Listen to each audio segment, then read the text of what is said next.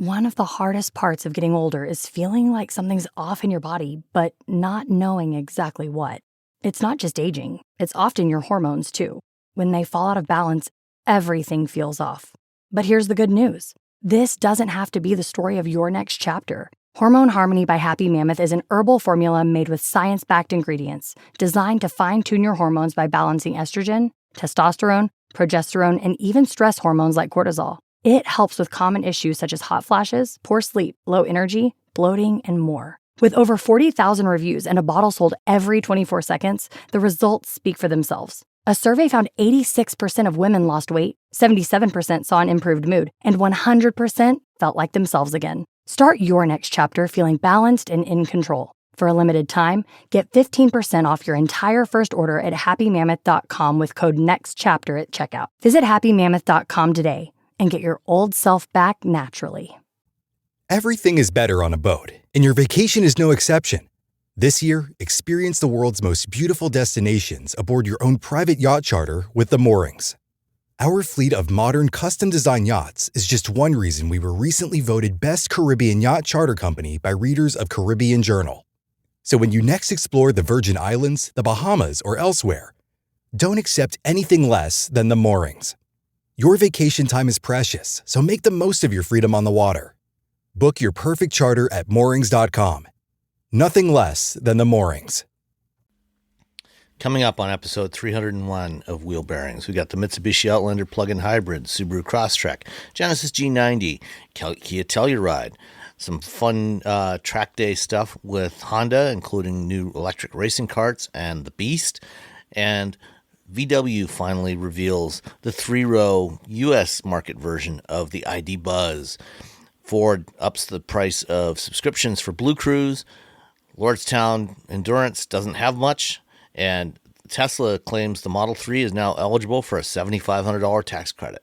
All that and listener questions coming up next.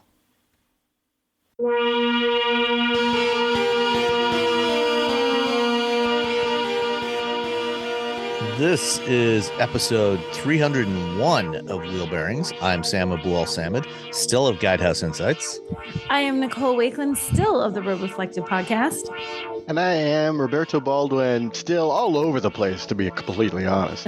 Today, let's say TechCrunch, since I wrote about the ID Buzz for TechCrunch this week. Ooh. Alrighty. Is ID Buzz on our list?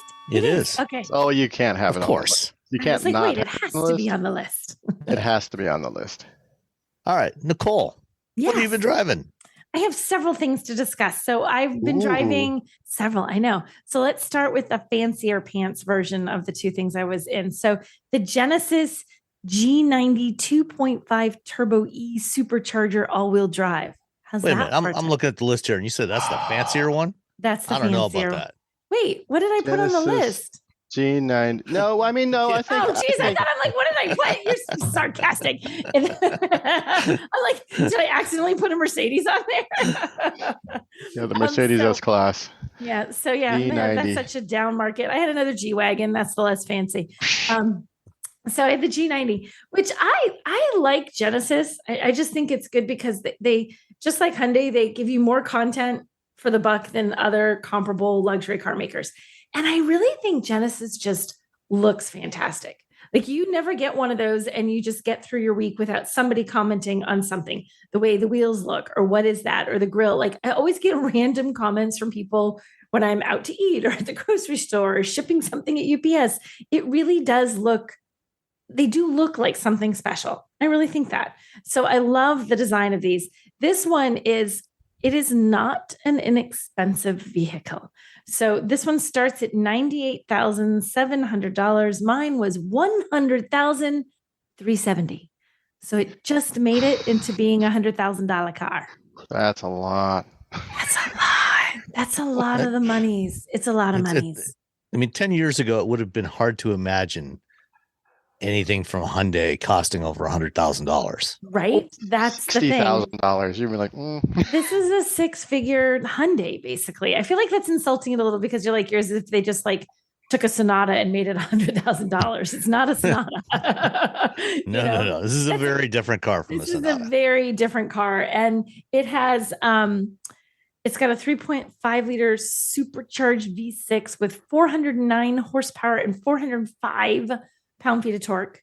8-speed automatic. You push the pedal, it moves. I mean, this really moves. It's fun to drive this. I feel like it does that great balance between being a really aggressive, sporty, performance-y kind of drive, but also at the same time, it's a luxury car. So it's quiet. Like you don't hear the engine and you don't feel the road underneath you. And when it shifts, it just does its thing quietly in the background and doesn't disturb anybody. Everybody just lounges. Like a gentle wind. Right. It's like a gentle wind breezing through the vehicle. Although I'll tell you, they have the same, I think, don't they have the same, what am I trying? The little thing where you can make it sound like a roaring fire, or you can make it sound like Sounds of nature. Sounds of nature. The coffee shop one's still the weirdest. I don't understand that. I don't know. The crunching snow, I feel like I'm being stalked. So it feels every bit the luxury sedan in terms of the ride quality, and it feels like a performance sedan in terms of the acceleration. It accelerates very aggressively. I mean, there's no problem getting out of the highway. It's super fun. If you want to pass people who aren't quite going fast enough for you while still obeying all posted speed limits, you can totally do that. For me, it's like exactly what you want a luxury sedan to be. You want it to have enough performance to get out of its own way, but all the comfort. You don't want it to drive like it's like a Subaru WRX or something. It should be nice and smooth and comfy and relaxing. It also has like the seating. It's crazy. They have these like reclining, the rear seats like actually recline a little bit and have these really super poofy headrests. Have you guys been in the G90? Mm-hmm. Yeah. I sat in it and I did the full recline. Yeah. Push the front seat forward. Right. So you push a button and the passenger front seat like moves all the way forward, and then the backrest tips forward. So it kind of gets completely out of your way. And there's a little footrest that comes up so you can totally lounge. It is the loungiest of sedans. Like when you look at it and you think $100,000, oh my gosh, what could make a car $100,000? Those back seats. Those back seats make that worth $100,000. They were so nice. Like, and even up front, you've got power seats and they're heated and ventilated and they've got massage, and it just wants you to be comfortable. It wants you to have the most comfortable drive of your life. And it really does it. It is so comfy. And then it has features like there's a Bang & Olufsen audio system. There's wireless device charging. You got a 12.3-inch instrument cluster and infotainment screen, both in sort of like one long panel, which looks nice and clean on the dashboard. I really like this. I mean, it's not cheap. And if you can get by the fact that your $100,000 car is a Genesis, which is part of the Hyundai brand, if you're not a brand snob, because if you buy $100,000 in some other luxury brand, you're not going to get as much stuff. You're going to have to spend more money to get the super fancy reclining rear seats. But the only thing I like the power closing rear doors. Like you push a button and the door opens, pops open a little bit, maybe like 6-7 inches, and then you push it the rest of the way. And then you want it to shut, you push a different button, boop, and it closes for you. But I don't like them from the outside. Like I want to be able to slam a door. You can't slam the doors. I want to be able to slam a door. I think there is something in the settings where you can go in and turn that off. Is there? And I know you can technically, you can just like touch the door handle and it's like, oh, you would like me to close myself. I want to slam it. I want to know it's shut. Yeah, I want the satisfaction of the thunk when I walk away. And instead it's like a thunk. It's too delicate. I'm too angry of a door closer. I can't handle the doors that will close themselves. But so I like the Genesis G90. I feel like for people who want a luxury car that think that they have to buy like a Mercedes or something, you don't. You can get a lot of luxury in other brands. And it's sort of like when I'm always telling people to look at Hyundai and Kia, because they have these impressions of Hyundai and Kia that are completely outdated. It's like, no, give it a chance. It's not what it was 10, 12, 13, 14, 15 years ago. When you see that this is a Hyundai, it's like, no, wait. Give it a chance. Just because it's from the Hyundai brand doesn't mean that it's not a worthy luxury vehicle. Yeah, the challenge I think Genesis has is that people that are spending that kind of money are probably much more inclined to shop for the label versus shopping for the attributes. Yeah. And I mean, this has all the attributes you want and more in a $100,000 car. It just doesn't have the label. And that's the problem. A lot of people do shop for the label. I mean, you figure if you're spending that kind of, because really to spend that kind of money on a car, that's a lot of money. No matter how deep your pockets are, $100,000 on a car is a lot of money.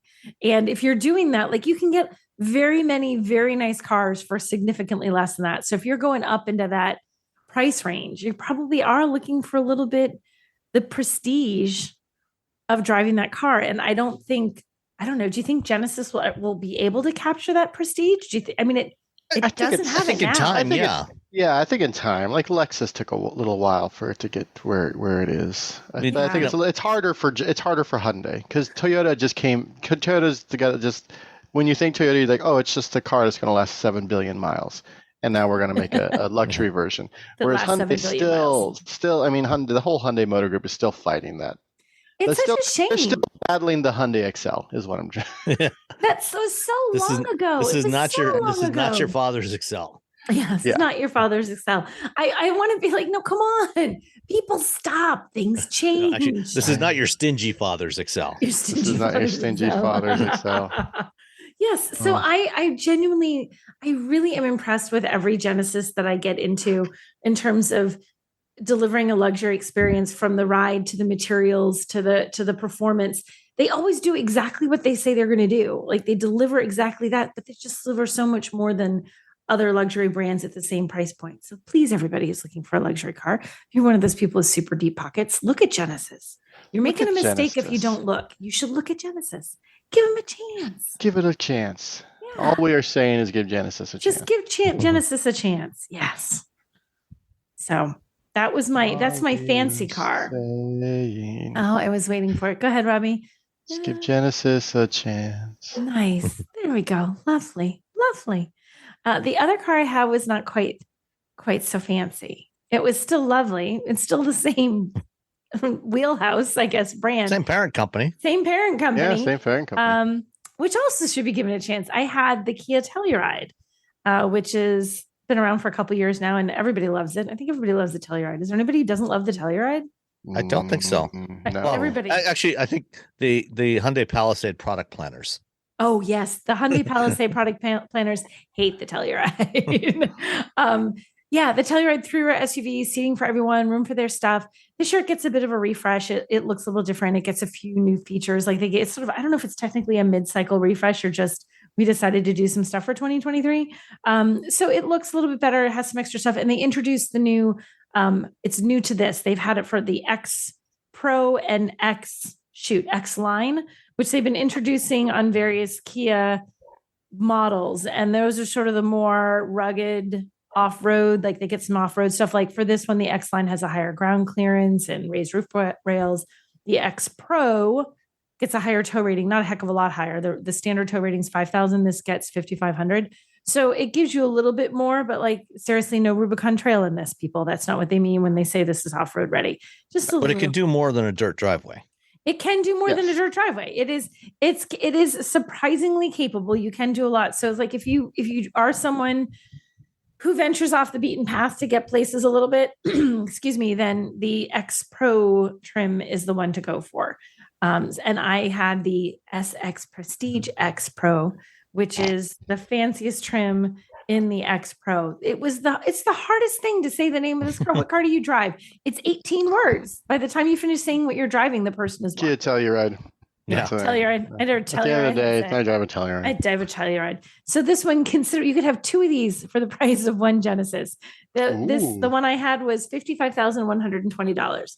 So not quite two. So significantly more affordable, and it's bigger, but it's lovely inside, but it's not a luxury car. So this one has a 3.8 liter V6, 291 horsepower, 262 pound-feet of torques, and it's an 8-speed automatic. So it's fine. I don't think it's an especially aggressive engine, but it's robust enough to make it fine to drive this. I had to drive it through heavy traffic coming out of Boston, and it was fine weaving in and out of Boston traffic like one does. Gets up to highway speed. It's relatively quiet, which I think is also important. I mean, it's important in a luxury car. It's important in an SUV, especially one where you have the whole family, because at some point your kids are passed out in the back of that, and you don't want every sound outside of the car to like catch their attention. Like there's nothing like driving by a great big tractor trailer and having it make enough noise that the toddler who just fell asleep in the back wakes up and is whiny. Like this will not happen. That you do not want. That is the worst when that happens. Like that's a nightmare. Like, no, go back to sleep, No. So it's nice and quiet. So it's very, very road trip friendly. You can get it with seating for up to 8. There's second row captain's chairs if you want that take it down to 7. I'm a big captain's chairs fan. I feel like unless you really need 8, why are you doing that? Like get captain's chairs, because not only are they comfier for adults, they feel like the seats up front a little bit, they're much comfier. They also keep your kids from fighting so much over the imaginary dividing line that like you've put your toe over the center and now you're on my side and now we're squabbling over whose side. There is no side. Just an empty dead space in the middle. You don't have to worry about the kids fighting. It's my favorite part about captain's chairs when the kids were little. I'm like, yeah, try fighting over that. There's no center. Did you have Velcro wrist straps on the booster seats too? I did not. Velcro, no. So I think, I like the Telluride. I think the interior is still really nice. It has a lot of features. I mean, like I said, the one I had is $55,000. You have a 12.3-inch touchscreen. There's Apple CarPlay, Android Auto, navigation, charging ports for everyone. There's a 12.3-inch digital instrument cluster on the top trims, which is what I had. 10-speaker Harman Kardon audio. So you get a lot of features, and leather and wood trims and heated and ventilated seats. Like you get all the bells and whistles. So despite not being super cheap, it's actually really, again, it's a good value, but that's what the Hyundai Motor Group tends to do. They give you a really good value in what you get. So I'm a fan of the Kia Telluride for your family. It's fantastic. Fantastic. Yes. All right. Roberto, what did you have? I drove the Subaru Crosstrek. Ooh. It's a Subaru. 2024 Subaru Crosstrek, and you know what? You get in the Subaru, but the Crosstrek, the Impreza, you're not paying a lot of money. I think the starting price for the Crosstrek overall is $26,145. For the premium version I'm driving right now, no, that's wrong. I'm sorry. The base version is $24,995, and the premium version is $26,145. So it's a little more. For a car with standard all-wheel drive, that is actually very reasonable. It's a good price. Yeah. Standard all-wheel drive. There's the thing. It's like you're gonna get the Subaru. You're gonna go. You're like, you know what? I drive in the snow. I go off road.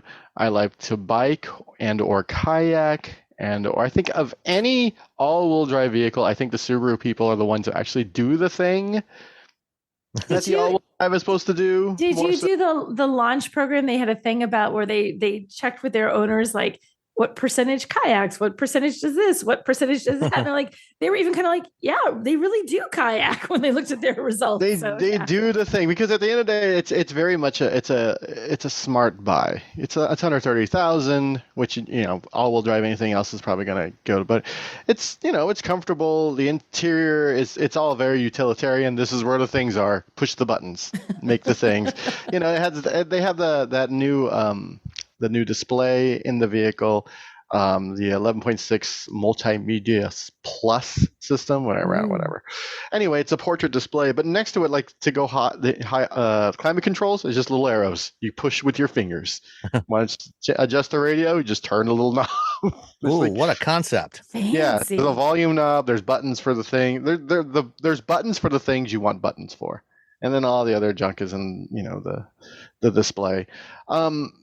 Yeah, no, it's no one's like, oh my God, it's the greatest thing ever. Unless you're driving a WRX and STI, you're just like, it's not. Yeah, you're not excited about the speed. Yeah, this thing has 152 horsepower, 145 pound-feet of torque.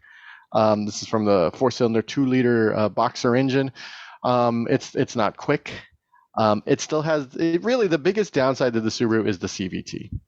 It's like just Subaru bought or they have a contract for just CVTs for the next 70 billion CVTs.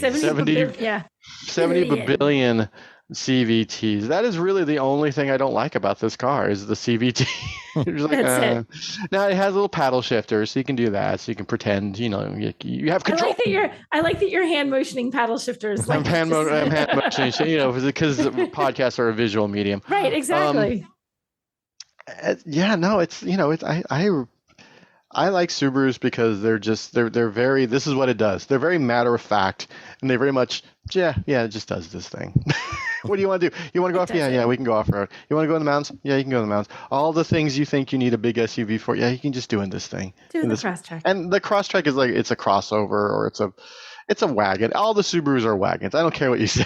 I don't care what Subaru says. Wagons, all of them. I don't care what they call the Outback. I don't care what they call the Ascent. They're all just wagons. Just be proud. Just be proud of your Subaru wagon. They're all wagons except for the STI and the WRX, which is just heartbreaking. I drove the Impreza a few weeks back, and I like that. I like this. It's again, not exciting. Not no one's getting excited about a Crosstrek, but at the same time, if you have one, you can load a bunch of crap in the back. You can load your friends and family. There's headroom, there's leg room. The premium model comes with the raised roof rails for which is if you're buying a Subaru, you might as well do that. Because you got to have some place to put your skis, your kayak, your snowboards, your kayak, your snowboard, all the things, your bikes, whatever other random things. It's low to the ground, so it's easy for the dogs to get in and out of, because that's another thing. That's literally their brand is Subaru and dogs. Dogs. I mean, that's not a bad way to go. I'm in. I've never had a worse. Yeah, I've never had an automaker say, "Hey, we would like you to take your dogs around in this car." Subaru did that when I was a car driver, because they're like, "Oh, I told the fleet manager, I'm like, hey, I'm going somewhere. I'm taking my dog, and I can't take this." I think it was a Ford. And like 30 minutes later, he's like, "Subaru would love you to take the new Crosstrek to the mountains with your dog. They're totally fine with it." I'm like, all right. Please do. It is their it is their jam. The adaptive cruise controls actually feels like they've improved it. It's doing better. You still have to, if you're sitting for too long, you still have to tap the accelerator in order for it to keep going. But it's it's nicer than that Navigator I had the other day. So it follows well. Cut-ins, people pull it out, pulling away. It's not going to go too fast anyway, because it only has 152 horsepower. But when it does, it is. Yeah, again, it is the if you have a kid who's going to school in the mountains, just throw them a Subaru. Just here you go. Just throw them a Subaru. Have a Running Subaru. into things. Have at it. So if they're going to the University of Vermont or... Oh, yeah. If you're in Vermont, I don't think you're allowed in Vermont without a Subaru. You actually must buy a Subaru as soon as you establish residency in Vermont. Yeah. I think, isn't there also a rule that, like, when you get to the state line, if you're not driving a Subaru, you have to park your car and rent one? Yes. You're not allowed. Other cars, you're going to get pulled over. Stadies do not mess around. Don't. Don't even bother. I really love. I like the Subaru Crosstrek. I love the WRX. That's a whole other vehicle and a whole other beast. With the seats down, you get 54.7 cubic feet of space, which is a nice amount of space. You can shove a bunch of junk back there. The other downside is it doesn't get great fuel economy. This one is 27 city, 34 highway, 29 combined. It's not horrible. It's 4-cylinder, it's 2023. Well, I guess this vehicle is 2024. I just want them to have something that's a little bit more, they have the Crosstrek hybrid, but I mean, there's a reason why I see more Solterras than I see BZ4Xs. Did you see the thing they did for the Crosstrek where they had the like dog safe everything protectors you could put like on every surface of your car? It was in the trunk. Yeah, they had this thing, and it was like imagine really thick padding, right? It's like a durable surface, and it went over the floor of the trunk of the cargo area and like up the backs of the rear seats. Then you had another one that went down the front of the rear seats, and it covered everything. Even had these little sort of like little plastic protectors that kind of slid partway sort of into like the seam where the window goes down. It was plastic and had the dog prints on it. But so if your dog is prone to like putting his paws up there and scratching. Yeah, doesn't scratch up the. They're going to destroy that. It was the most dog-proof, dog-friendly car thing I've ever seen in my life. Is that a dealer accessory that you can get? It was an accessory. It was an official Subaru accessory. So it was something it wasn't like they got it from some aftermarket thing. It was literally a Subaru accessory, and it was super cool looking. I have video of it up on, and everyone's like, "Oh my gosh, is that for real?" I'm like, "What do you think? I just made this up and put this in a Subaru?" Yes. Yeah. So if you have a dog, I mean, by law, you have to buy a Subaru at this point. I mean, you can get like any sort of any sort of medium to large dog. There's just, if you have a small dog, you can still put that in anything. But if you have a medium to large size dog, by law, you have to put a Subaru. If you're in Vermont and you have a dog and you don't have a Subaru, they just kick you out. They just, they boot you right out. But you're gone. They're like, get out. We don't need you. You lose your house. You lose all your belongings. And whoever comes in, they have someone just slide in, take over the dog, take over your life, and with a Subaru. Probably an Outback. That's it. You're done. You had your chance. Time to move on. Time to let a professional do this. Yeah, exactly. Yep. All right. Well, upon my return from Hawaii, I picked up a Mitsubishi Outlander plug-in hybrid. It's been a few years since I drove the Outlander plug-in hybrid, and that was the previous generation, which was okay. It went some electric miles, and it was kind of the first plug-in hybrid crossover in the U.S. market, and it was actually surprisingly popular. It was one of the more popular vehicles that Mitsubishi sold. Now we've got the brand new generation, and we've driven the internal combustion version of the Outlander before, and this is basically a Nissan Rogue with a different body on it and an upgraded interior, and it's really, really nice. It is the first Mitsubishi in a long time that I really, really like. The interior is fantastic in this thing. I really like the design. I actually like the design better than the Rogue. The dimensions are exactly the same as the Rogue, but the design is very different, and I like it a lot. The only thing I would say that Mitsubishi should really reconsider is just ditch the third row. It is completely and utterly pointless. Tell us what you really think, Sam. Don't hold back like that. Have I mentioned that the third row cannot accommodate a human being unless they are sitting sideways across the seat? I just want to see Robbie try and fit in the third, just for kicks. When I opened up the back door and looked back there was the second row seats were literally right up against the third row seat cushions. You can slide the second row seats forward, but if you slide them forward enough that you could actually get a couple of feet back there, small feet, mind you, then basically feet. You would only be able to accommodate small children in the second row. So if you have a group of toddlers, you're golden. Yeah, that could work. If they're all in booster seats, or child seats, then you'd be fine. Then you're good. Otherwise, if you've got anybody that can actually walk under their own power, at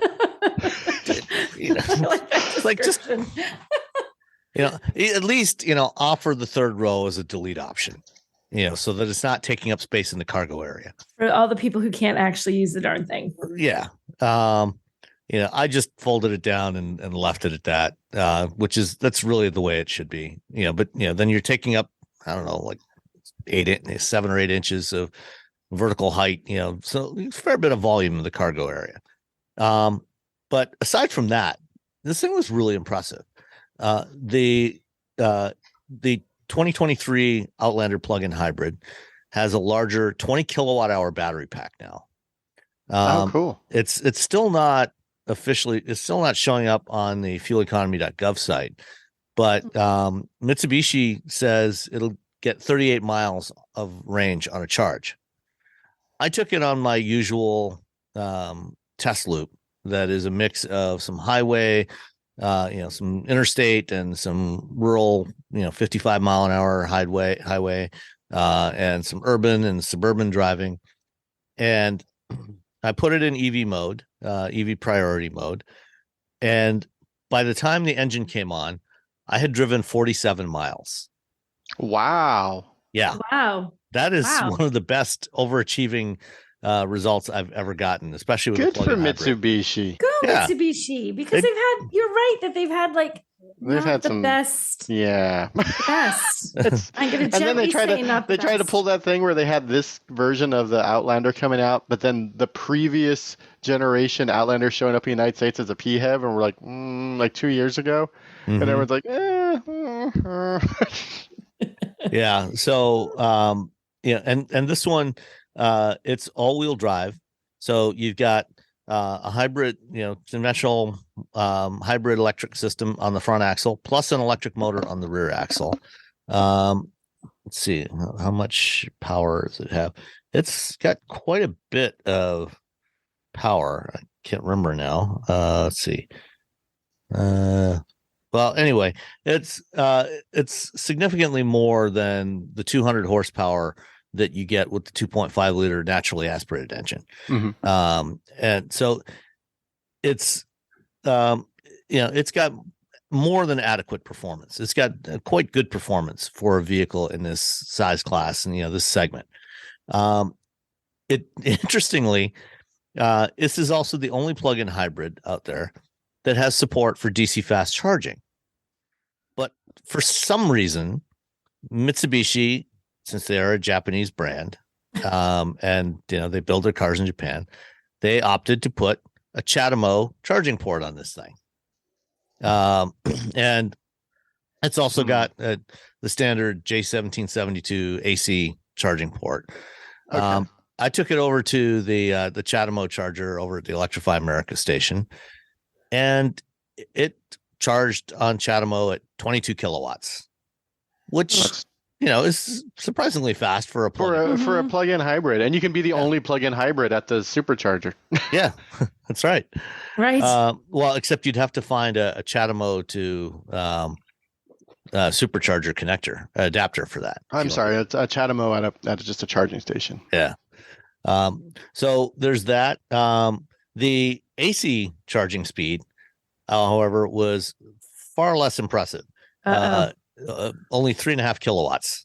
Wow. Ooh. What? Yeah. Wait. So it'll do like 20 something DC. 22 DC and 3.5 AC. 3.5 AC, Aww. which I guess is, you plug it in at night, it'll be fine by the next morning. You can get a full charge overnight. But it's what? Wiley, what? I've misunderstood something. All right. Sure. I guess they just figure people are just going to plug it in with the wall socket. They're like, they're not going to. Yeah, probably. That's probably what most people will actually do. Yeah, so it's fine for that, I guess. But it's just a weird. We'll do 20, but I'm not on this side. Not with this port. Not now. Not right this moment. I found the power number. It's 248 horsepower combined, 332 pounds-feet of torque, which is quite good. It's much better than the Rogue gets. So if you want something that size that gets better performance and can go well over 40 miles on an electric charge, this is your vehicle. The one I had was also the SEL Premium. So that came equipped with the whatever Mitsubishi brand's Nissan's ProPilot Assist, the first generation ProPilot Assist. So it's the hands-on system. It's not the system that's on the Aria, which is hands-free. So it has the hands-on lane centering system. It also had heads-up display, which is nice to have. What else got on here? It has massaging seats, which were quite surprising in a vehicle of this price point. It had the what do they call this color now? It's a pearlescent white color that I can't find it now. Let's see. But it was white and it's two-tone, so it's got a black roof with the white, this pearlescent white paint, which was very attractive. Looked very sharp. It's white diamond is what they call it. Ooh. Oh, like Elizabeth Taylor. Yeah. Oh my gosh, that is the name of her perfume, wasn't it? Was it? Do they still make that? It was White Diamonds, wasn't it? I think it was. I think he's right. Wait, you keep talking. I'll look it up. I'm Googling. So White Diamond with a black roof. That is it. That's Elizabeth Taylor's perfume. And then the interior was black with like a baseball glove color, like a tan, light brown color accents, contrast stitching on the seats, and a bar across the dashboard and the center console and on the armrests. Looked really good. It was very, very attractive. Very nice to drive, very pleasant to drive, very roomy in the first two rows. So I think this is a really impressive vehicle, a surprisingly impressive vehicle. It's a wonderful two-road vehicle that just happens to have a third row vehicle. Yes. That you should never, ever use. Exactly. You should never, ever use. And let me get back to, unfortunately, there was no Monroney. So I just changed the page here, and let me get back to the summary here. All in, this one came to $51,375 for this one. Oh, this one was massage seats. This one, yeah, this one's pretty loaded. Cool. Yeah, getting massage seats and big sunroof and the ProPilot assist and everything for just over $51,000 was pretty impressive. That included the SEL premium package and lots of other good stuff. The White Diamond black roof paint was an extra $995. I can't stop thinking of Elizabeth Taylor now. Sorry, everybody. Good job, Robbie. The thing is, you can get the Outlander plug-in hybrid starting at $40,000. That's it. So for $40,000, you can get a decently roomy upper compact mid-size crossover with plenty of room for 5 people and over 40 miles of electric driving range. Which is, you're not going to get any kind of tax credits on this one, unfortunately, because it is built in Japan.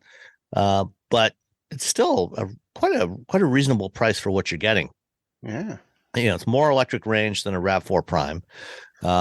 You might actually even have an easier time getting your hands on one of these. Oh yeah, those RAV4 Primes are still hard to get. Yeah.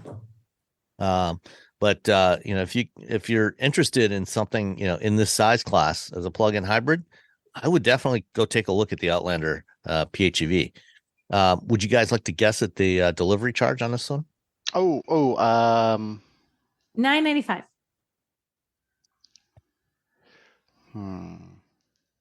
$996.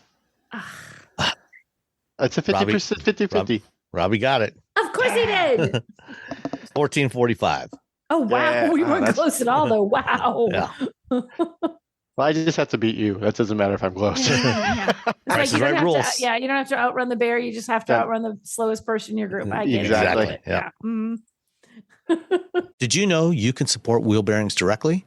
Head to patreon.com/wheelbearingsmedia and you can become a patron today. Your contributions will help fund the platforms and tools we use to bring the podcast to you. And exclusives and improvements are already on the way thanks to your generosity. So if you want to be part of an automotive podcast like no other, head to patreon.com/wheelbearingsmedia. We've updated the Wheel Bearings merch store, and now there's a whole bunch of new choices, new colors, new styles, t-shirts, sweatshirts, hoodies, hats, mugs, travel mugs, stickers, aprons, tote bags, you name it. You can get your Wheel Bearings merch at shop.wheelbearings.media. Go check it out. That's shop.wheelbearings.media. Smartphones have gotten way more expensive over the past decade, and all it takes is one impact on a hard floor to make you wish you had spent a few bucks to put a case on it. Going online without ExpressVPN is like not having a case for your phone, and it only costs a few dollars a month. Nicole, Robbie, and I travel a lot for our work, and we spend a lot of time in hotels, coffee shops, airplanes, and of course the Delta Sky Club. Connecting to the Wi-Fi in any public places with shared Wi-Fi puts your data at risk because bad actors could be intercepting what you send and using it to steal from you. It only takes some cheap hardware to intercept Wi-Fi data, and even a smart preteen can do it. Hackers can make up to $1,000 per victim selling personal information on the dark web. ExpressVPN stops the bad guys by creating a secure, encrypted tunnel between your device and the internet. ExpressVPN uses state-of-the-art encryption that would take a supercomputer up to 1 billion years to crack. I have ExpressVPN on all my devices, including a MacBook Pro, Windows laptops and desktops, and Android and iOS phones and laptops, or tablets.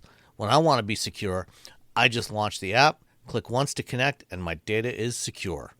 As I said, I travel a lot for my work, and I have to connect to countless public Wi-Fi networks in many countries. I have ExpressVPN on all my connected devices so that whoever else is on the same network can't see any of my data. That's important because I often have to check banks, credit card accounts, and transmit client data that might be sensitive, as well as filing articles on news that might be under embargo. ExpressVPN protects all of it, and I've been paying for my own account for years. Secure your online data today by visiting expressvpn.com/wheelbearings. That's expressvpn.com/wheelbearings, and you can get an extra 4 months for free. expressvpn.com/wheelbearings. One of the hardest parts of getting older is feeling like something's off in your body, but not knowing exactly what. It's not just aging, it's often your hormones too. When they fall out of balance, everything feels off.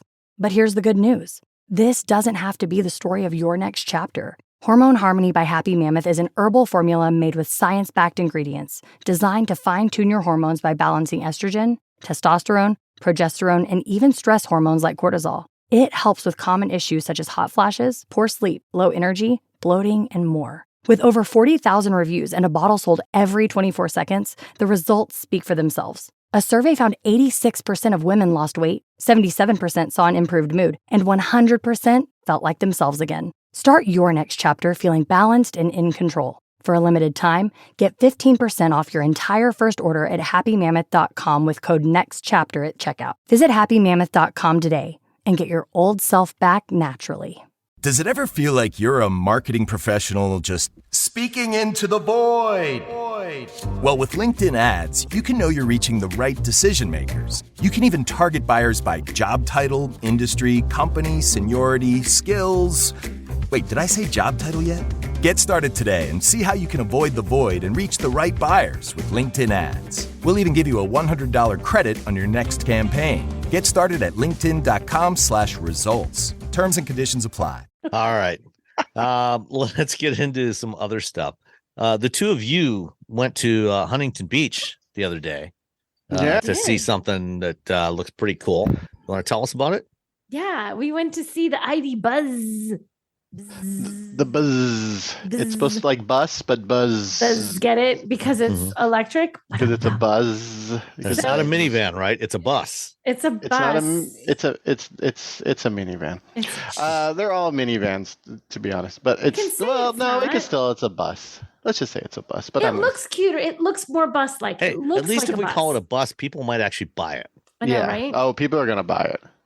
People are gonna buy it. No, so it's the ID Buzz is the 3-row version that's coming to the US. The 2-row version is what they had in Europe. So this is like the long wheelbase.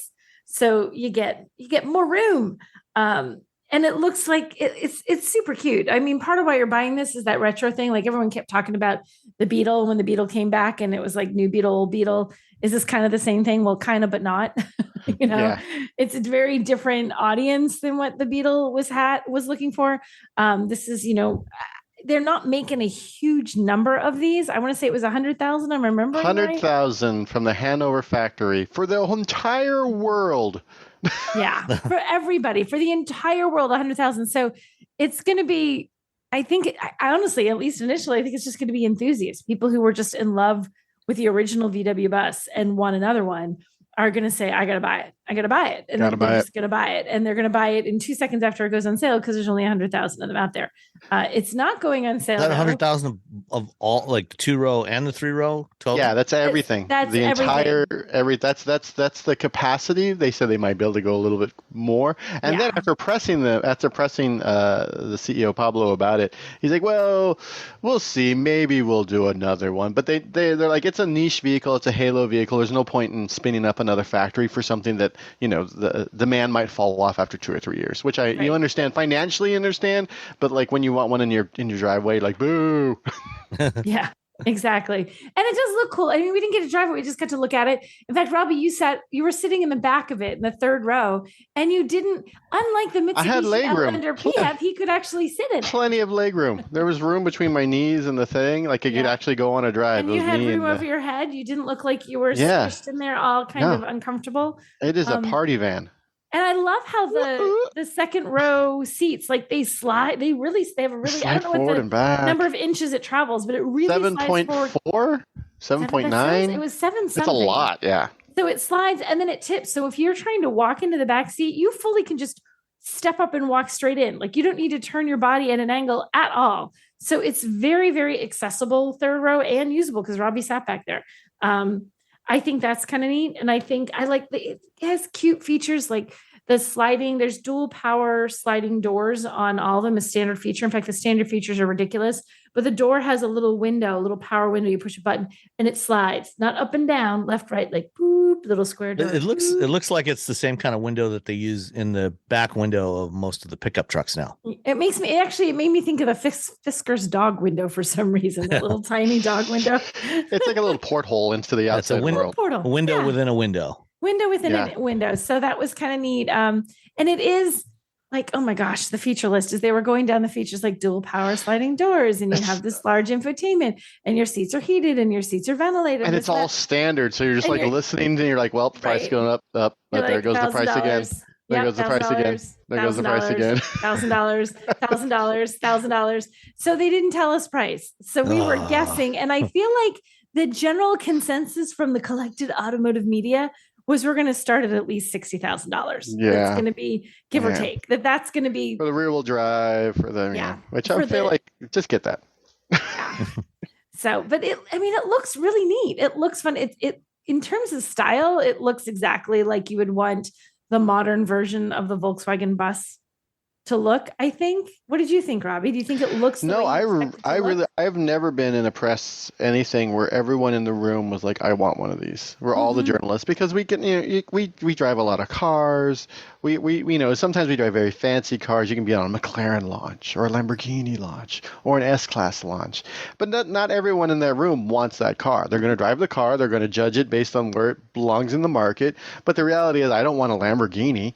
I'd be terrified to have a Lamborghini. Someone's going to around. It's like you got to be careful when you drive it. I mean, no, I don't want a Lamborghini. But everyone's like, oh, when are we going to get it? When are we going to get it? We all everybody this car. Everyone we know wants this car. So I think, it's a smart halo car for them. Yeah, and it was cool the way they did it. The way they did it, where they had it. It was. What was it? National Volkswagen Bus Day? Is that International Volkswagen Bus Day? I think they figured out I don't know. I didn't understand how that worked either. Like they just called somebody, and I don't know if it's state or. I don't know, but it was a day. They gave us a fancy poster. There's a pin. Oh, where is that poster? Yeah, and it was very cool. They had what was neat at the event was they had a really slick event. They had it like right on Huntington Beach, and there was a big stage, and they had music, and there was some place called Woodstock Radio out of New York, and they were there broadcasting, and it was really super fun and all this fun food. But then they had all these people who had original VW buses from various iterations of. This is a very fancy one that I've redone to look nothing like the original, or this is original right down to the paint color and everything else. So there was some really, if you were into that, my gosh, the nostalgia. Well, there's a great video. Yeah. I'll put a link in the show notes. TFL, Tommy Micah, Roman's son, did a video. He did a walk around of the show, talking to a bunch of people, seeing all the different bus variations. It was so cool. It was one of the funny ones was, one of the guys from Kia actually has a VW bus, a vintage one. And he was there with his, which was fantastic. James. And so, yes. Mm-hmm. And he's like, I'm not here as a Kia. I'm no Kia guy today. I'm just VW bus guy today. Like, don't ask me any Kia questions. Yeah. But his has been in his family. His parents brought him home from the hospital in that when he was a baby.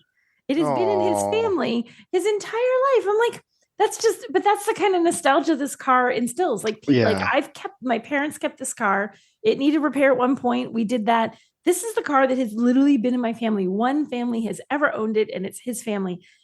Most people can't say that about their cars, but you can say that about a bus because it's just so darn fun. Yeah, it was really great. And what's interesting is like they've seen what happened with the Bronco, with the price gouging, with the price gouging, and CEO Pablo DC was just like, we don't want people paying more for this bus than what it costs. We don't know how we're going to be expensive. We're going to talk to the dealers. We're having meetings with the dealers today. This was last Thursday. We're having meetings with them. We're going to figure out how to do this, but we don't know. We don't want that. We don't want price gouging because it's not fair to the consumers. It's not fair to people who are long-term, Volkswagen owners. So we'll see how that works out. But it's very refreshing for him to be like, no, you're not paying more than what the price is for this vehicle. Yeah. Whereas everyone else is a little bit more wishy-washy. We're like, well, we don't want people to, but if they're really bad about it, we'll give them fewer cars. Yeah. Yeah. It would be nice to see that because it generates such ill will on the behalf of the public. They don't care whether it's the dealership or whether it's Ford or whether it's dealership or it's Volkswagen. You're like, dang, you big giant corporate conglomerate for taking money out of my pocket just because you can gouge me and because I don't have a choice. It's just not the best. It's not the best look for, even if it's not Ford's fault, it's still not the best look for Ford. It's not Ford's fault. People see the blue oval on the building or the VW logo, whatever. And, they think of the manufacturer, not the individual that owns the dealership. Right. Yeah. And it really is on the dealership, but that's not how people see it. Yeah. So that's really nice. But I was a little hesitant because I liked the 2-row that I drove in Europe. And I was like, why can't we just get the shorter wheelbase? Why can't we get the 2-row? I don't need a third seat. But it turns out you can just take the third seat out and it's really easy. Yeah. You just yank on it and just blump, blump. And it's all folded up. It's all nice and compact. So you can just yank that thing out. If you, for whatever reason, you don't want that third seat in there, and you can just store it in your garage. There's plenty of room for your dogs, for your kayaks, for your bicycles, for your surfboards, all your stuff, all your things. You can put them all in the back. What about a Westie? Are they going to do a Westie? Westphalia? They talked about a lot about special versions, and so we're a California or whatever the camping version. Mm-hmm. So they're going to have special versions that come out over the 5 to 6 year life cycle of this vehicle, of this generation. So every year it feels like they're going to have a special version that comes out. So if you don't like this, if you wanted, a camping version or you want something else, don't worry. Just hold on. This could make a pretty interesting overlanding van. Yeah. Oh, definitely. Well, they said you can still, the way the seats fold, they have them where they folded all the seats down, the second row, the third row, and then it's just sort of optional little load floor thing that's just kind of sits in the back, you can screw into the behind it. So you can make it flat all the way back. So you could stick a mattress in there. Yeah, it'll fit right in there and you could snooze and have it just all one big flat space. Yeah. Cool. Yeah, it's we'll see if we can afford it.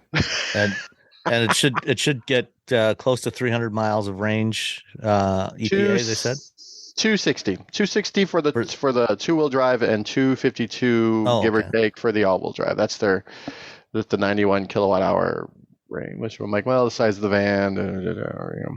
Yeah, I mean it's taller than an ID4. Yeah, it's taller. Mm-hmm. It's a big car.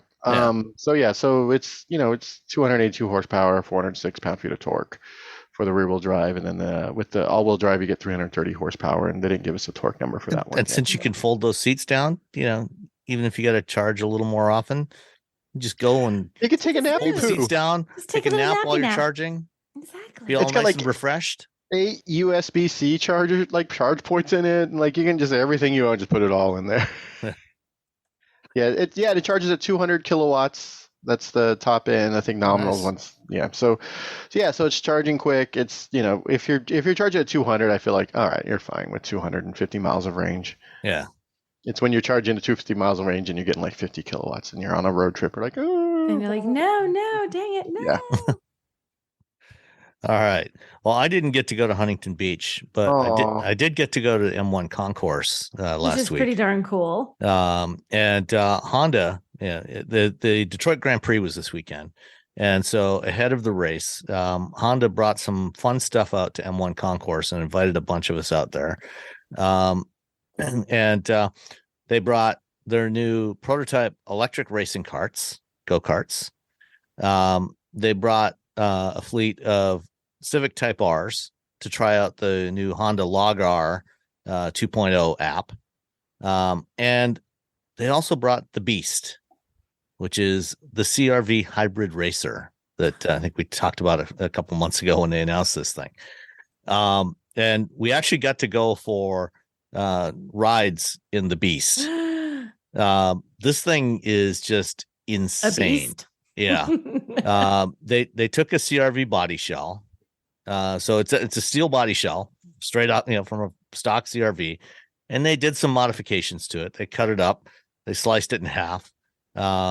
They built a tube frame chassis for this thing at Honda American Racing Team, which is a race team of Honda engineers based at their R&D center in Ohio, and they go racing on weekends. So Hart built this thing. They have the 2.2 liter twin turbo V6 Honda IndyCar engine from HPD. And they added a hybrid system to it, a supercapacitor hybrid system, it's not exactly the same as the system that's going to be on Indy cars next year, but it's similar. Is it like the Lamborghini with the supercapacitor in it? Kind of, yeah. Okay. I mean, they put together the system in house from a bunch of parts. Mm-hmm. And so some things lying around. Yeah, some random stuff. Parts. So it's conceptually similar to what's going to be on the Indy cars, but the Indy car system is going to be packaged a little nicer. Since they didn't have to worry so much about the room in this thing. They didn't worry too much about the packaging. So it's well over 800 horsepower. The front suspension is straight off of the NSX GT3 race car. And then, you've got lots of carbon fiber in there and the racing seats and everything. And we had to put on fire suits and a helmet with a Hans device. Around. Yeah. And then climb into this thing and have somebody strap us in with the 5-point harness. And then they turned on the GoPro. So we've got video of our faces as we're going around the track for a couple of laps. And man, was this thing fun. It's just you with a giant grin on your face. Yeah, pretty much which you can't really see. You can only see it in the eyes because the eyes and your really chubby cheeks. Yeah, your cheeks always look puffy when you try and smile, like you can't do it. But yeah, no, this thing was a hoot.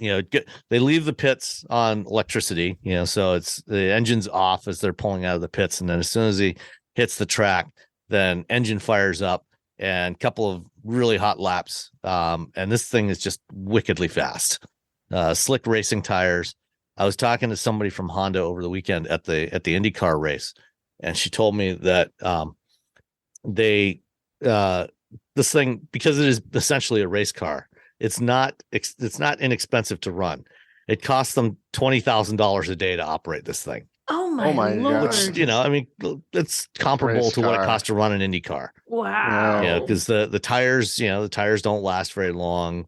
The fuel that they use and all the processes that they have to go through to warm up the engine. It's not like your street engine, where you just press the button and fire it up. Boom, it works. This thing, they have to go through a whole rigmarole to gradually warm up the engine, get all the fluids warmed up, and then get it going. But once it's going, it sounds so wild. So that was fun. Then we also got to spend some time with these electric racing carts. So they're racing go-karts, top speed of about 45 miles an hour. And racing carts, they're pretty loud because they usually use 2-stroke engines. And if you've ever, if you've gone go-karting, when you're done, you get off the cart and you smell like gas exhaust.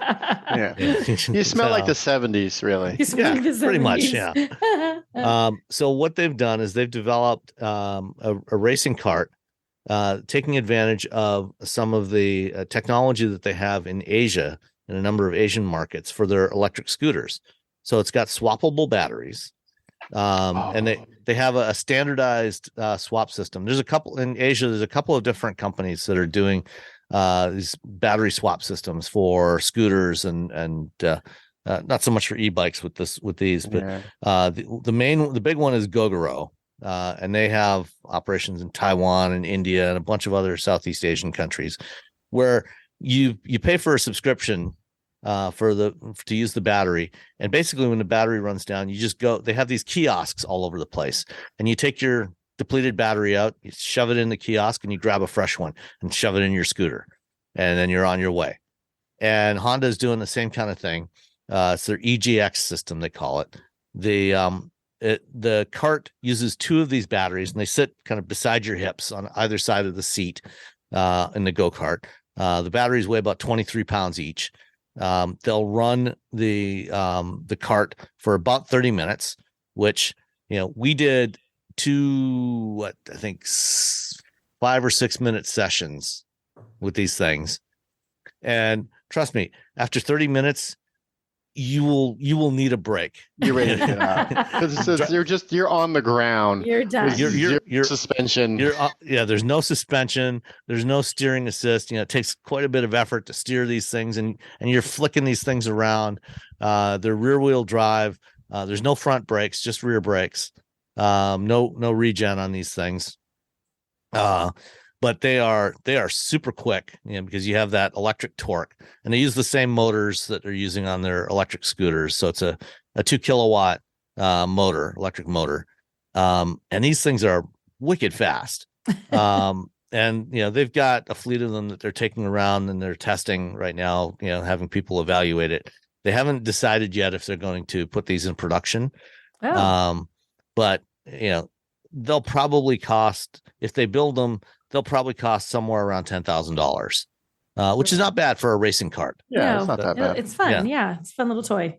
And the thing is, racing carts, the engines in racing carts, basically you do one race and then the engine needs a rebuild. So, it can actually get quite expensive if you're going to get into kart racing. These things, because they're electric, there's essentially zero maintenance that you have to do on it other than replacing tires. So these things are going to be a lot cheaper to run than a gas powered racing cart. They're just as quick, a lot of fun to drive. And, after your heats, you take the batteries, pull the 2 batteries out, stick them in a charger.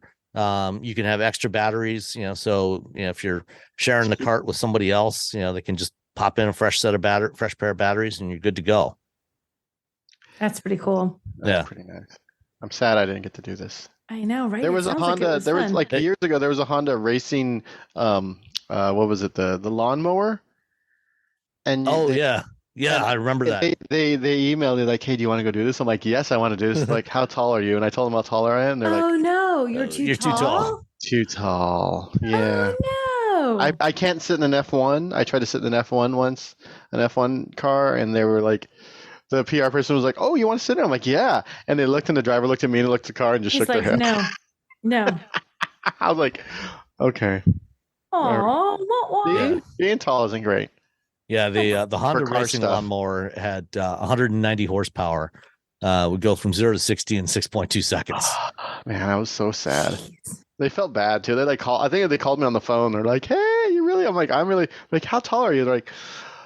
Okay, so it's not like you're on the edge. You're like way too tall. Yeah, it's like he's a smidge over. He's a foot over people. He can't do it. Well, thanks for being excited about our car. Aww. It's heartbreaking. This is and then the other thing we got to do was drive the Type-Rs on the track to try out the LogR app, the new version of it. How'd that work? So there's two components of it. There's one part that's built into the infotainment system, and the original version of LogR they had on the previous gen Type-R. They launched it midway through, I think in 2020 or something. They added the LogR app, and now they've got a version 2. And then there's a component that runs on your phone, on your smartphone. So you mount your phone in a bracket.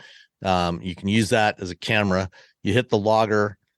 You pair up the phone and the car, and when you're you start logging, you go out and do your track time, end logging, and then it uploads that data to the cloud, and then you can sync the app, sync the video that you recorded on your phone with the data that it's captured from all the vehicle sensors. So you've got all your accelerometer data, speed, throttle position, braking, calculates things like friction circles and everything else. Then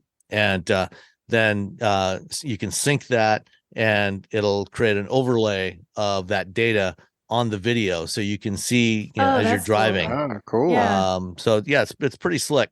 The only problem I had with it is the syncing process. For some reason, it runs on the phone. So rather than like uploading the video to the cloud and syncing it there and then downloading it, it does the syncing on your phone, and it has to do it in the foreground for some reason.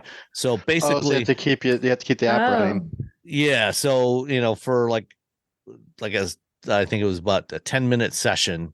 It takes like 2 hours to sync it for some reason, because it's re-rendering the video and overlaying all the data on top of and then the whatever video. Your connection is where you're at and blah blah. Yeah, and then if your phone rings or you do anything else with your phone, you're stuck. Then it crashes and it stops doing the syncing. You have to start over again.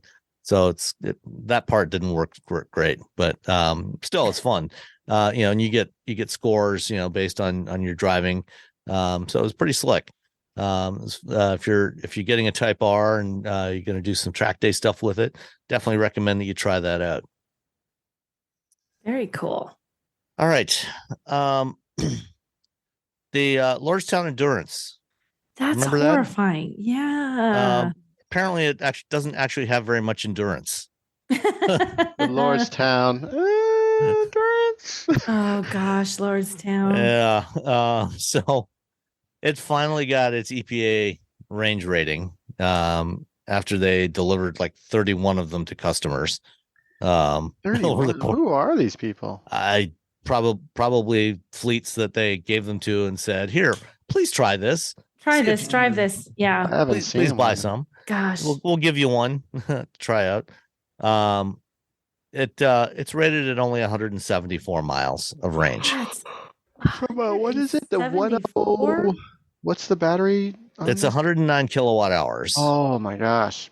So it's bigger than the battery in the standard range F-150 Lightning, which gets 240 miles from a 98 kilowatt hour battery.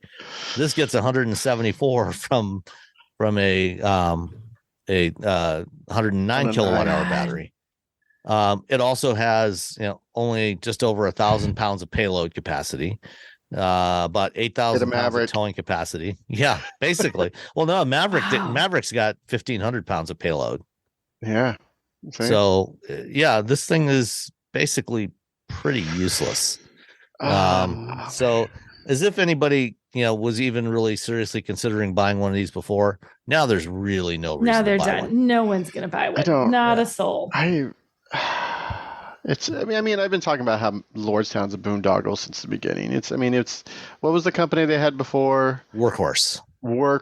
So they had Workhorse. Workhorse was making things that never delivered to anybody, and then Workhorse sort of didn't dissolve, but then they became Lordstown. And the guy Lordstown has to pay Workhorse the CEO. License. What? Yeah, the CEO and founder of Workhorse, a guy named Steve Burns, left Workhorse, founded a new company, Lordstown Motors, when after GM announced that they were going to shut down the Lordstown assembly plant where they built the Cruze, and back in the day they also built the Vega.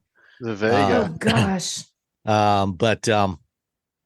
He started a new company called Lordstown Motors, and Workhorse had a design for an electric pickup truck.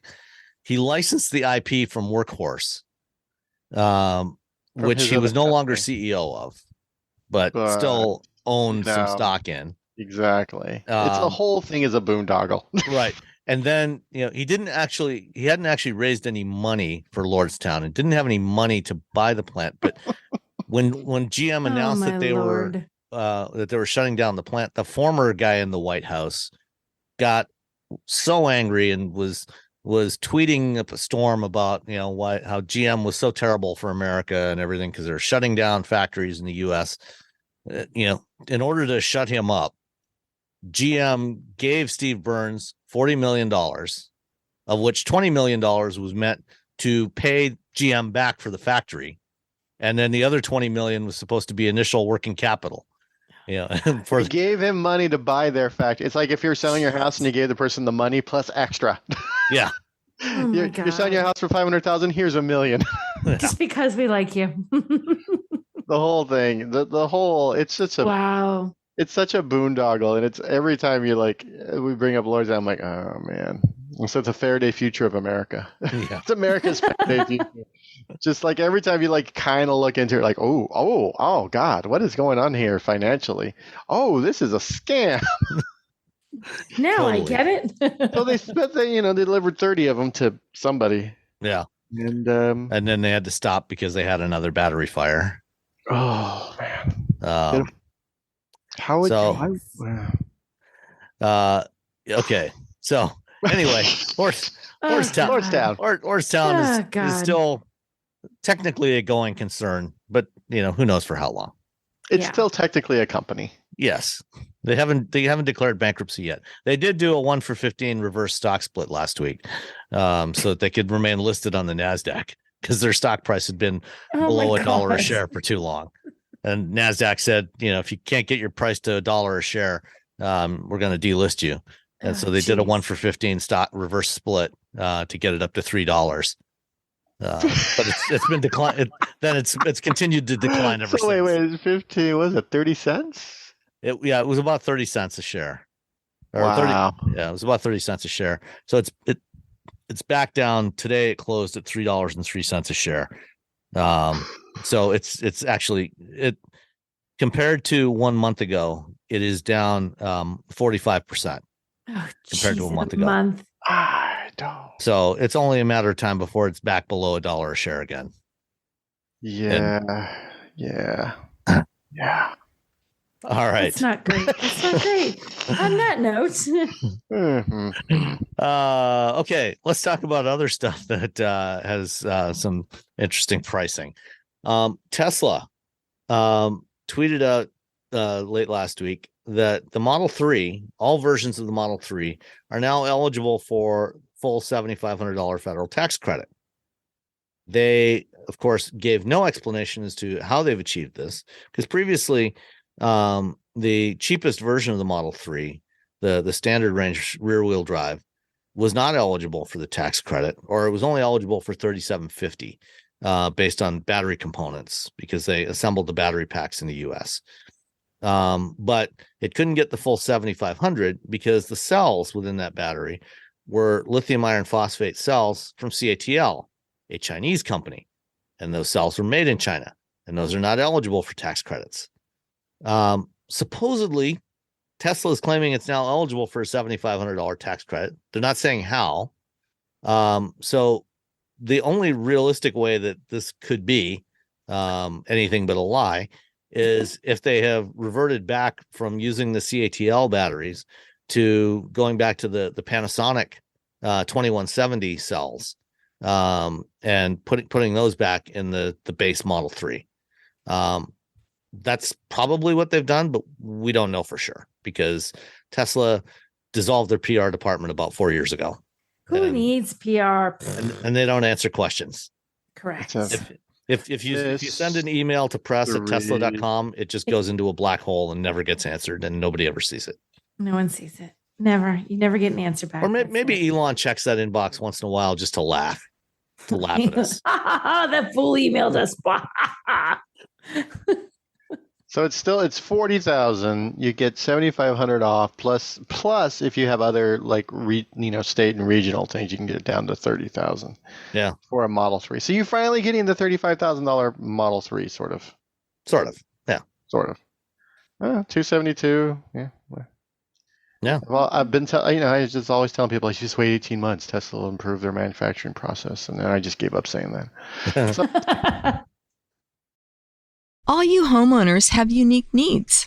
Some feel the need to leave up holiday decorations year-round. others have the need to use their garage as practice space for their new metal band.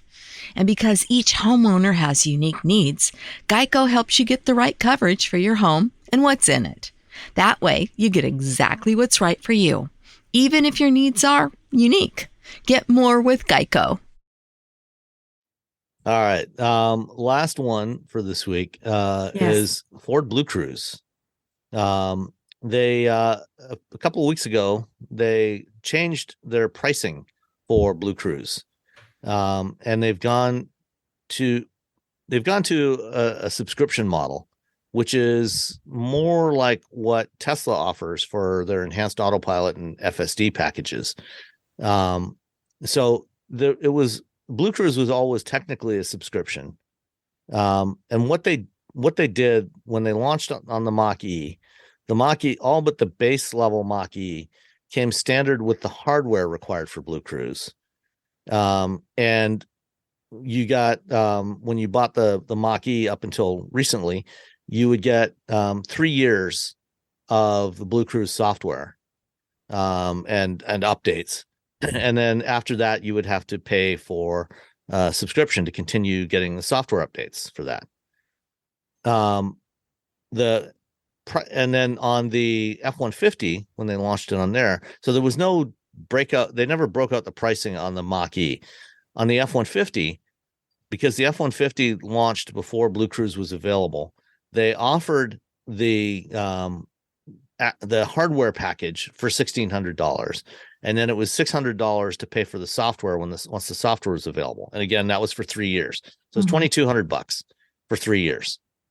What they've now done, starting with the Mach-E, is on the Mach-E, all Mach-Es now get all the Blue Cruise hardware built in as standard equipment, just like Tesla does with their autopilot hardware. It's all built into every car. And now you just pay for the software. And the software is now $2,100 for 3 years. So you get the 3-month trial period. And then if during that 3-month trial period you subscribe, it's $2,100 or $700 a year. After the 3-month trial period, if you then decide you want to get it, then it's $800 a year for the subscription.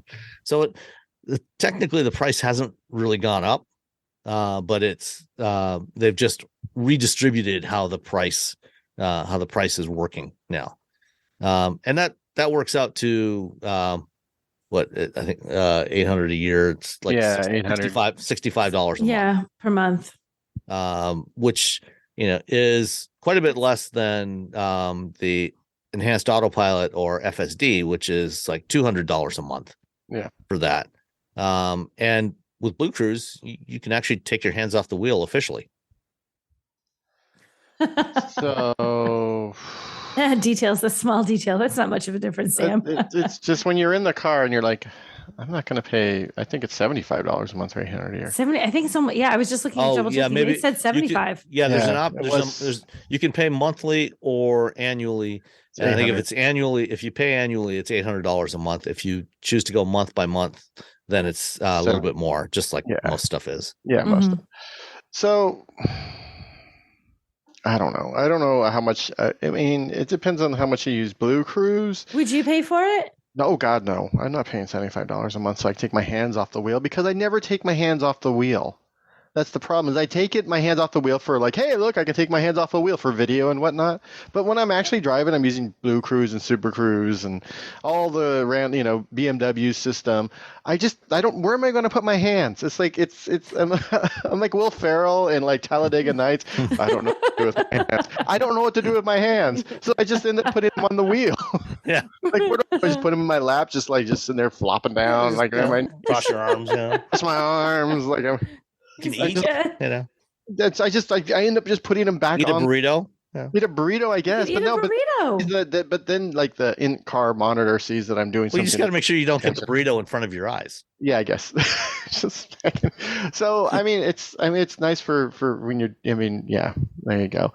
So if you are like, let's say I have a Mach-E and I decide I'm going to go on a long road trip, maybe I pay for it for that month.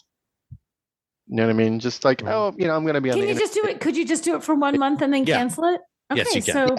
So you could just do it for the summer when you take that family road trip then. Yeah, do it for the times you need it. If you need it all the time, let's say you just have it's just a hell commute, which, many people do. If $75 is going to make you happier or make you reduce your stress level every time you get home at night, then maybe that's, it's probably worth it. It's cheaper than therapy. I can tell you that. No therapist is going to charge you $75 a month. So there you go. It's whatever. And to be fair, Ford did reduce the price of the Mach-E at the same time that they did this. So this was all part of the price cut they did a month or so ago. So now you're paying less up front for the Mach-E, and depending on which trim you get, it's like several $1,000s less. Yeah. And then you're getting the hardware built in. And so if you just want to use Blue Cruise occasionally, you can just sign up when you want it, and you're going to end up paying a lot less. Yeah. What Ford obviously is hoping is that you will forget that you subscribe to it, and you'll just keep paying for it in like a gym. Yeah, exactly. Yeah. Or your Max streaming subscription. Yeah, oh my God, that why do they make you get another app? And then the app is just as bad as the HBO Max app. I mean, it was just the HBO Max app was a joke, and they're like, well, you have to get this new app for Max, and they're like, all right, fine, at least this one's better. No, it's the same like 4 people who they've locked in a closet and said, make our app, but can we have some more money? No. But they did change it from purple to blue. Yeah, I guess at some point when you're clicking down on the little carousels, all of a sudden the selected carousel will be below what you can see, so you can't see what you've selected. That's what it's doing right now on my Roku. Oh, that's fantastic. So I can't see what I've selected, so I just like I'm just gonna put on Netflix. Oh my God, that's bad. Yeah. All right. Let's answer some listener questions. First up is Anthony, and this one came in by email at feedback@wheelbearings.media. You can send your questions and comments in there. You can also record your questions if you want. Send us an audio file, or you can send them in the Discord. And you can also now leave comments on YouTube, because Wheel Bearings is on YouTube now. Yes. So you can listen to it in the regular YouTube app. You can listen to it in the YouTube Music app. It's all there now, and you can leave your comments there. Although I probably won't read them there. So if you really want us to see your questions, YouTube comments send us an email or drop something in the Discord. Yeah, it's Discord and email are better. Yeah. So anyway, Anthony says, I know you're a Mazda Miata owner, referring to me. I've always wanted one. There's one on Hemmings right now that has caught my attention. One owner, 36,000 mile, 1990. So that's the same year as mine, with about just over half the miles that mine has. And I was looking at this listing, and it's pretty nice. It's a bright red one. This car looks really good. Oh, he's gonna buy it underneath you, Anthony. No. I already have one. I don't need to buy it because I already have one. You can always have two. Yeah. But it says it's easy to get caught up in the frenzy of bidding. In your opinion, what is too much for this car? I know the old saying that something is worth whatever someone is willing to give for it, but I don't want to be foolish. I would have to get a personal loan to purchase this car, so I want to make sure I do my homework. If you take time to answer this email, thanks in advance. If you can't, I totally understand. I know you're busy. So we are answering it right now. Yes. So yay. At this moment in time, the bidding on this car on Hemmings, as we record this on Monday, June 5th, at about 6:55 p.m., is $5,209, which is a really good price for this car. But the reserve has not been met. The reserve has not been met. There is a unknown reserve on this car, and there's only two bids so far, and there's 2 weeks left to go on this auction. Yeah. So I looked it up on Haggerty, looked up the valuations, for a 1990 Miata. In concours condition, they currently peg the value at $29,800, which is just ridiculous for a Miata. That is almost 3 times what this car cost when it was new. That's off the showroom. Yeah. Like, and then you stuck it in a hermetically sealed like room, and then you just like left it there. And in excellent condition, it's $17,800. And based on the low mileage on this thing, at least, I mean, you can't tell really from the photos, but I mean, this thing looks spotless. So it's probably going to be excellent condition. They rated it 17,000, or current valuation is $17,800. Good condition, 9,200. Fair condition, 5,100. Personally, I would not pay more than 10 grand for an early NA Miata. I mean, granted, this one is very low mileage, which, makes it more, but as much as I love the Miata, I don't think I would pay more than $10,000 for one. Yeah. And I'm looking at it. I'm like looking at all the pictures now. I mean, that seems like fair, Sam. I'm bad with used car pricing, so But I mean, that's what it's worth to me. Right. This one, my guess is, since it's listed on Hemmings, the reserve is probably well over $10,000. It's probably closer to 20. So, we'll watch this one and see how high it goes. But, for me, 10 grand would be a good price. But it's, as you said, it's worth whatever it is, whatever you're willing to pay for it. Yeah, that really does come down to, I mean, especially if you're taking out a loan to buy it, if it makes your heart happy enough that you feel like you want it and it's right, then go ahead and do it. But it's so hard because if you're willing to pay 20 grand for a 33-year-old car, hey, good for you. Yeah. All right. Next up is Emil. Says, with a lot of new cars, the 0 to 60 times have been dramatically improved over gas engine cars. And with more and more of them looking like regular cars, it's hard to tell that it's a fast car and will sneak up on you sneak up on me really fast when I'm trying to safely switch lanes. With gas cars, that it's a fast car. Well, not necessarily, but anyway. Sleepers, man. Yeah, it'll be a sports car, a big luxury sedan, or a small modded car that is super loud. But with electric cars, they quietly sneak up on you. Typically, you have an expectation or feeling of how fast a car will approach you. But with more electric cars on the road, it's very unpredictable, both for drivers and pedestrians.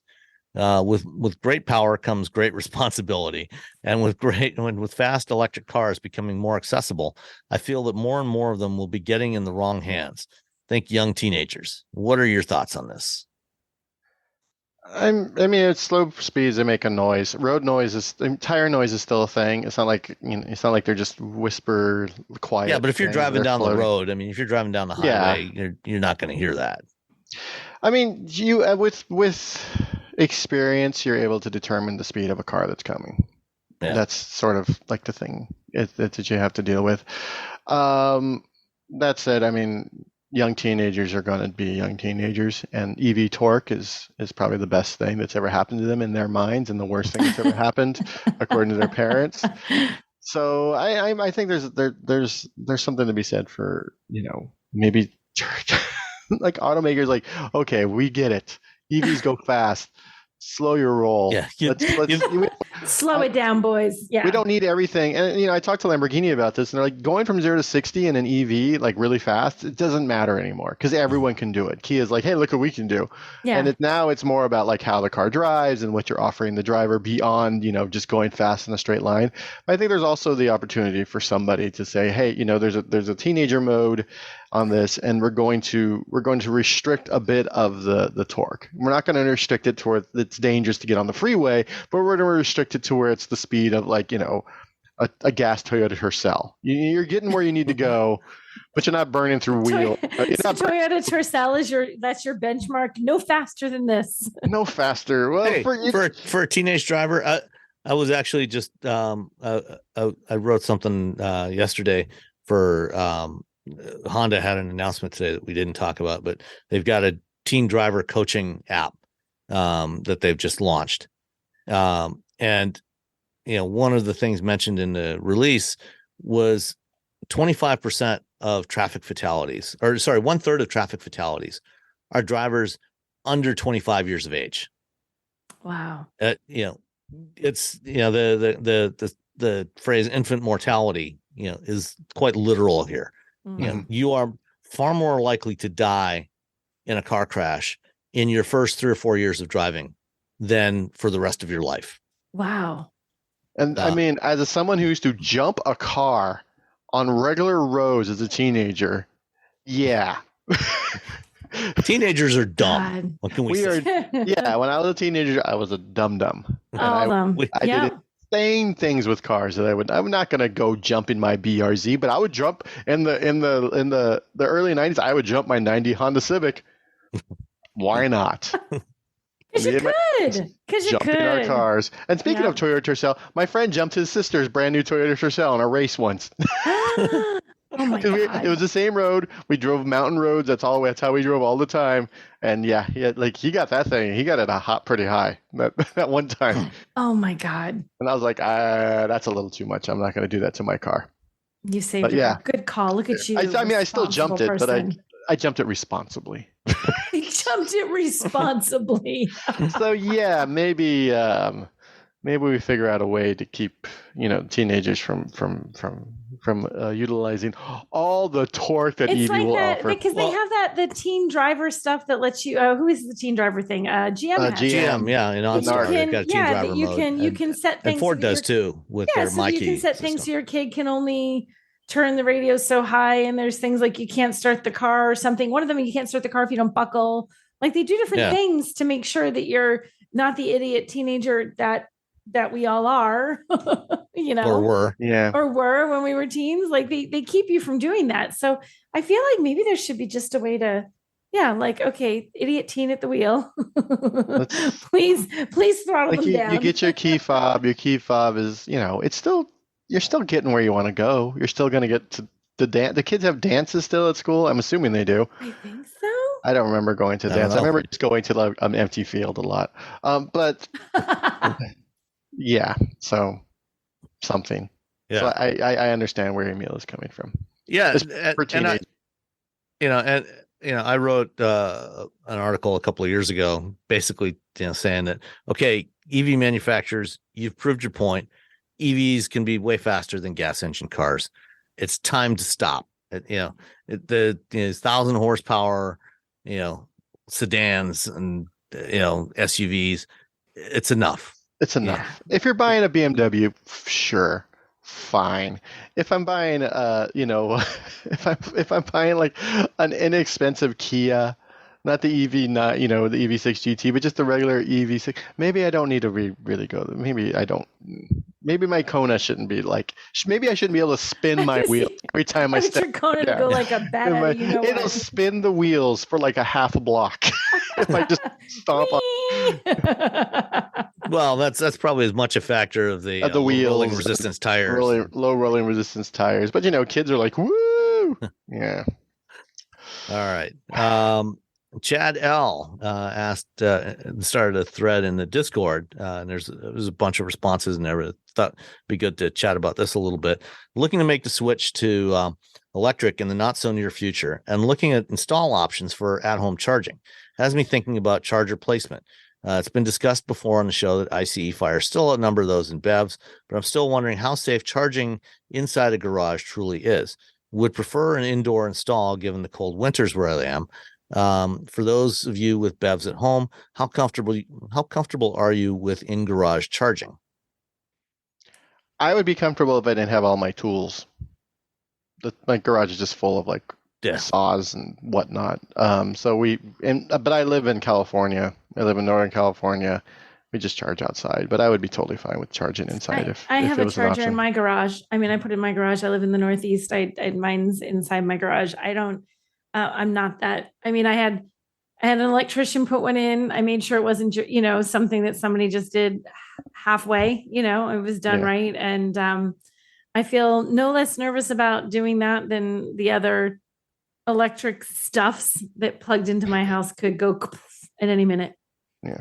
Yeah. And I mean, I charge outside. My charger is inside the garage, just inside the garage door. But because my Miata and my wife's car are in the garage, the EVs I drive are in the driveway. But otherwise, if I owned an EV, we'd be charging it inside the house. Some things to think about. Absolutely, do not do the charger install yourself unless you are a licensed electrician. Right. And you do see people doing that. I'm like, you're a nutcase. Like, you don't want to mess that up. That's stupid. Yeah. Yeah, especially if you're putting a level 2 charger in there. Have a licensed electrician do it. Make sure they use copper wiring. This is something in the Discord thread. Somebody mentioned Tom Malogny's YouTube channel, State of Charge. There's some really good videos on there. I'll include that in the show notes. But one of the things that has been found is if you get an outlet, and so there's 2 ways you can get a charger in your garage. One is to hardwire it, so it's hardwired directly to the circuit from your panel, or you can get a NEMA 1450 outlet, which is a 40 amp 4-pin outlet. It's basically a dryer outlet. If you do that, you want to make sure that it's done with copper wiring rather than aluminum wiring, because the aluminum wiring does expand and contract a little more, and it can get loose, and then you can get short circuits, sparks, and that's not good. That was actually, I had aluminum wiring in my house when we bought it, and the inspector said, walk away. That's how much he hated aluminum wiring. He said, have them redone with copper or walk away. I was like, really? We redid it. Yeah. So yeah, houses have burned down for having that, just having that for outlets, regular outlets. Plug it in your car, Yeah. So get a licensed electrician, put it in a good place, and make sure you get a UL approved charger. Underwriters Labs approved chargers, so they have standards for safety, and they test them and certify them. So as long as it's UL approved and you have a good reputable electrician, you should be fine. Yep. Bam. There you go. All right. That's all you have to say on it. Boom. That's that. Electricity. How does it work? Batteries. Magnets. Magic. It's all magic. Something with a key and a kite. I don't remember. Yeah. Key this kite. I don't know how it worked. Thanks, everybody. And we'll talk to you next time. Bye. Geico makes it easy to get affordable renter's insurance in as little as 90 seconds. That way, you have more energy for harder things, like the laundry. Why is it so difficult to fold clothes? They just end up wrinkly anyway, or on the floor in a pile that just sits there, taunting you. But with renter's insurance through Geico, at least you know that those clothes and the other things you love are covered. Get more with Geico.